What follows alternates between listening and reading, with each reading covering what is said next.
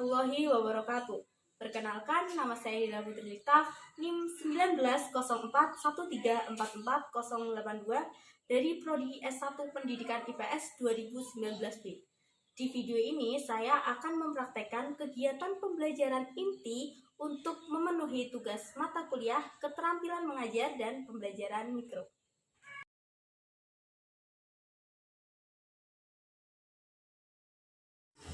Nah, baiklah anak-anak, kita akan memasuki pembelajaran inti tentang interaksi sosial.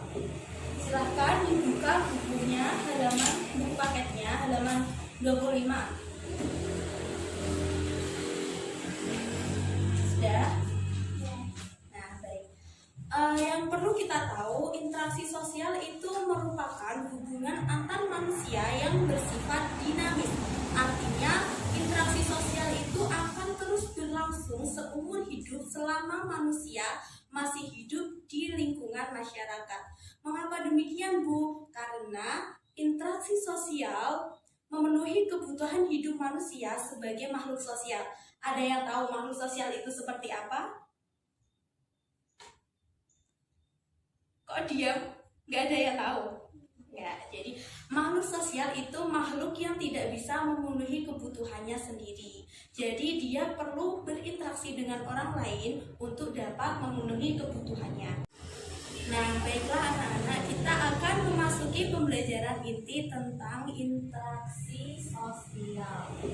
Silahkan dibuka bukunya, buku paketnya, halaman 25. Sudah? Yang perlu kita tahu, interaksi sosial itu merupakan hubungan antar manusia yang bersifat dinamis. Artinya, interaksi sosial itu akan terus berlangsung seumur hidup selama manusia masih hidup di lingkungan masyarakat. Mengapa demikian, Bu? Karena interaksi sosial memenuhi kebutuhan hidup manusia sebagai makhluk sosial. Ada yang tahu makhluk sosial itu seperti apa? Kok diam? Nggak ada yang tahu? Ya, jadi makhluk sosial itu makhluk yang tidak bisa memenuhi kebutuhannya sendiri. Jadi dia perlu berinteraksi dengan orang lain untuk dapat memenuhi kebutuhannya. Nah, sekarang kita akan masuk ke pengertian interaksi sosial. Nah, sekarang dari kalian ada yang tahu apa itu interaksi sosial? Saya apa? Kegiatan yang dilakukan dua orang. Nah, kegiatan yang dilakukan dua orang. Terus bisa nggak sih, Bu, interaksi sosial itu dilakukan lebih dari dua orang? Misalnya antara satu orang dengan kelompok yang lebih banyak? Jawabannya bisa sekali. Contohnya seperti Ibu sekarang sudah mengajar di depan kelas seperti ini, dan kalian yang diajar murid-murid itu sudah termasuk interaksi sosial. Nah, pengertian dari interaksi sosial sendiri, hubungan yang dilakukan dua orang atau lebih yang terwujud karena adanya aksi dan reaksi. Nah, yang perlu digarisbawahi, interaksi sosial itu tidak akan terjadi jika tidak ada aksi dan reaksi. Contohnya, aksi dan reaksi itu seperti ini. Ibu sedang menjelaskan di depan kelas dan kalian memberikan respon kepada ibu seperti yang dilakukan ibu tadi. Ibu bertanya, apa yang kalian tahu tentang interaksi sosial? Ibu menjawab, hubungan yang dilakukan dua orang. Nah, seperti itu. Saat ibu bertanya itu sudah merupakan aksi, dan saat ibu menjawab itu merupakan reaksi. Baik, selanjutnya kita akan masuk ke ciri-ciri interaksi sosial. Nah, ciri yang pertama yaitu adanya hubungan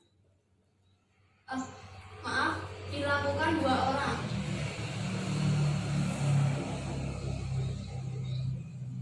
Ciri yang kedua adanya simbol. Dan ciri yang ketiga, adanya dimensi waktu. Dan ciri yang terakhir yaitu memiliki tujuan. Nah, jadi ciri interaksi sosial itu ada 4. Yang pertama, dilakukan dua orang. Nah, jadi jika interaksi sosial itu tidak dilakukan satu orang, bukan termasuk interaksi sosial. Karena apa? Kembali ke konsep kita yang awal, kalau interaksi sosial itu harus terjadi jika adanya aksi dan reaksi. Ciri yang kedua, adanya simbol. Nah, simbol yang dimaksud di dalam ciri ini yaitu bahasa. Contohnya saat kita sedang berlibur ke Bali dan kita diajak berbicara oleh turis, tapi kita tidak paham. Nah, di situ tidak bisa terjadi interaksi karena kita tidak bisa memahami bahasa yang diucapkan turis tersebut. Dan ini ciri yang ketiga, selanjutnya adanya dimensi waktu. Nah, jadi interaksi sosial itu bisa terjadi hari ini, besok maupun kemarin. Yang ciri yang keempat yaitu memiliki tujuan. Jadi saat kita berinteraksi tentunya kita memiliki tujuan. Kita berbicara dengan teman kita untuk sekedar berbagi cerita, berbagi pengalaman. Nah, itu merupakan ciri-ciri interaksi sosial. Selanjutnya ada syarat terjadinya interaksi. Syarat terjadinya interaksi sosial. Nah, syarat terjadinya interaksi sosial ini ada 2. Saat ditanya mengapa sih Bu interaksi sosial itu juga memiliki syarat, karena tidak semua hubungan yang kita tidak semua kegiatan yang kita lakukan di masyarakat itu bisa dikatakan interaksi sosial.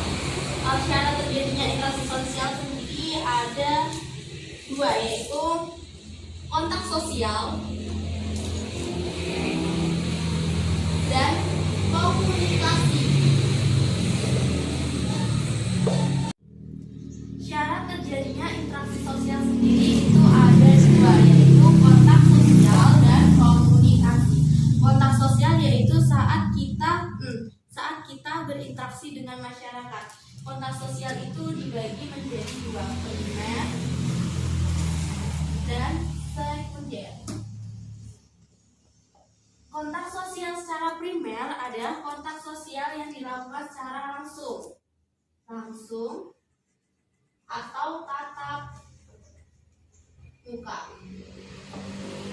Nah, contohnya saat kalian berbicara dengan kakak, adik, ataupun orang tua kalian, itu termasuk kontak sosial yang terjadi secara primer. Dan yang kedua, sekunder. Sekunder itu terjadi melalui media. Contohnya saat kalian sedang menelpon teman kalian, nah, itu sudah terjadi sudah termasuk syarat terjadinya interaksi sosial, yaitu kontak sosial yang sekunder. Lalu komunikasi. Syarat yang kedua yaitu komunikasi. Komunikasi yaitu cara kita menyampaikan pesan kepada masyarakat. Nah, komunikasi sendiri terbagi menjadi 2, komunikasi verbal dan komunikasi non-verbal. Interaksi sosial yang kedua yaitu komunikasi. Komunikasi merupakan cara kita menyampaikan pesan ke masyarakat, yaitu terbagi menjadi 2, komunikasi verbal dan komunikasi non-verbal. Komunikasi verbal yaitu komunikasi yang terjadi secara langsung, berucap dengan bahasa. Tapi kalau non-verbal itu melalui gestur. Contohnya di saat kita melambaikan tangan, melalui kedipan mata, dan yang lainnya. Nah, selanjutnya Ibu akan menjelaskan faktor pendorong interaksi sosial. Tapi sebelum Ibu menjelaskan, kalian buka buku kalian yang bagian faktor pendorong interaksi, menyimak apa enggak tadi video. Ya. Sekarang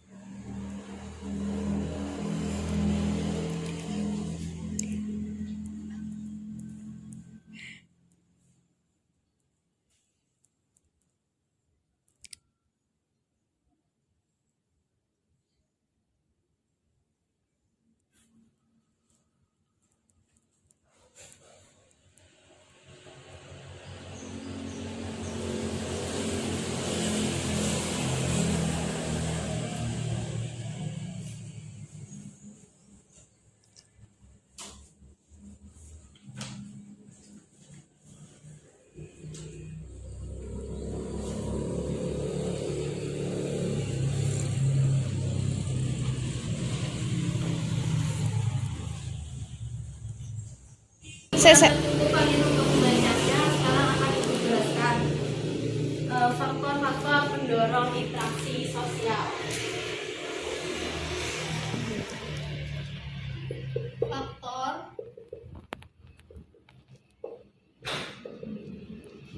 Faktor-faktor pendorong interaksi. Faktor pendorong interaksi sosial yang pertama ada imitasi. Yang kedua ada identifikasi. Yang ketiga ada simpati. Yang keempat ada empati. Dan yang kelima ada sugesti. Imitasi, kalau pengertiannya di buku, yaitu merupakan proses seseorang mencontoh orang lain atau kelompok. Nah, jadi imitasi itu sebenarnya adalah proses meniru seseorang sebagian dan sementara. Kata kunci dari imitasi adalah meniru seseorang tapi hanya sebagian dan sementara. Sedangkan identifikasi, pengertiannya di buku, merupakan kecenderungan atau keinginan dalam diri seseorang untuk menjadi sama dengan orang lain. Nah, kata kuncinya identifikasi yaitu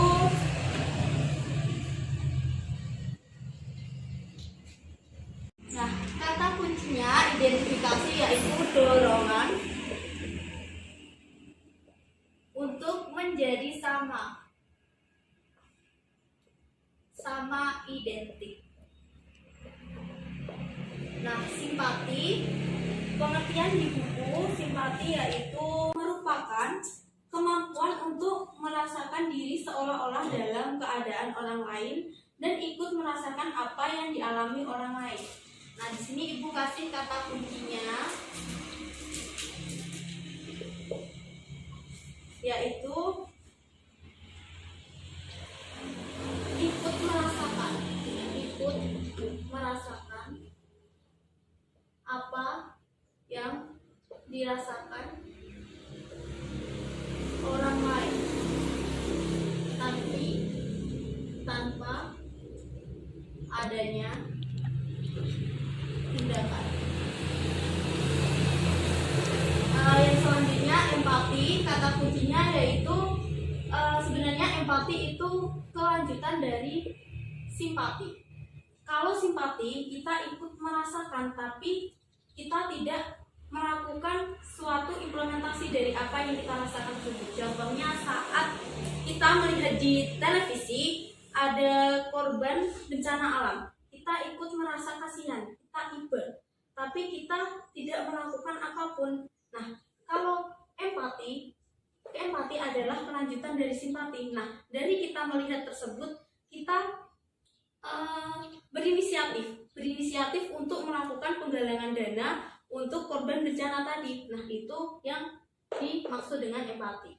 Kalau selanjutnya sugesti pengertiannya di buku sendiri merupakan pengaruh yang dapat menggerakkan hati orang. Contohnya dari sugesti yaitu ketika kita menonton acara di televisi dan kita melihat ada iklan sampo di situ. Nah, di situ kita ditawarkan produk itu. Sampo ini akan membuat rambutmu menjadi halus, menjadi lembut. Nah, kita itu tertarik dan kita membeli sampo tersebut. Nah, itu yang dinamakan dengan sugesti. Dan bentuk interaksi sosial yang bersifat disosiatif. Bentuk interaksi sosial yang bersifat asosiatif yaitu bentuk atau proses yang berpengaruh pada kerjasama, pada pola-pola kerjasama. Contohnya seperti kerjasama, asimilasi, akomodasi, dan akulturasi. Selanjutnya bentuk interaksi sosial yang bersifat disosiatif yaitu proses sosial yang mengarah pada pola perpecahan. Contohnya itu ada persaingan atau kompetisi, terus ada pertentangan atau pertikaian,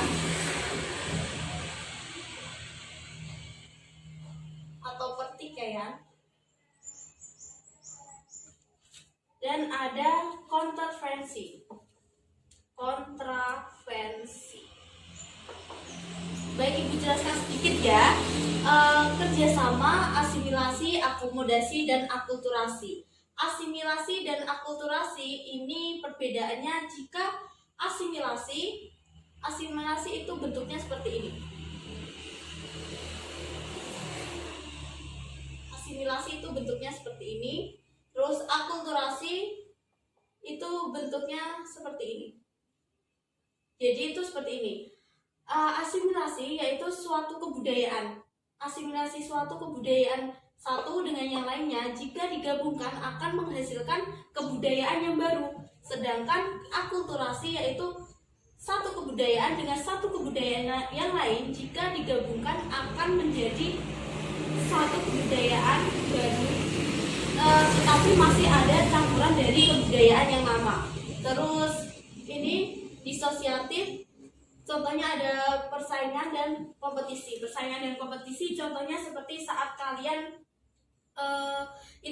merebutkan juara kelas. Merebutkan juara kelas itu kan terjadi persaingan atau kompetisi kan. Terus pertentangan atau pertikaian. Pertentangan atau pertikaian biasanya terjadi antara kalian dengan teman kalian kalau kalian tidak sepemahaman. Dari sini bisa dipahami? Nah, sekian video pembelajaran yang dapat saya sampaikan. Kurang lebihnya mohon maaf. Terima kasih. Wassalamualaikum warahmatullahi wabarakatuh.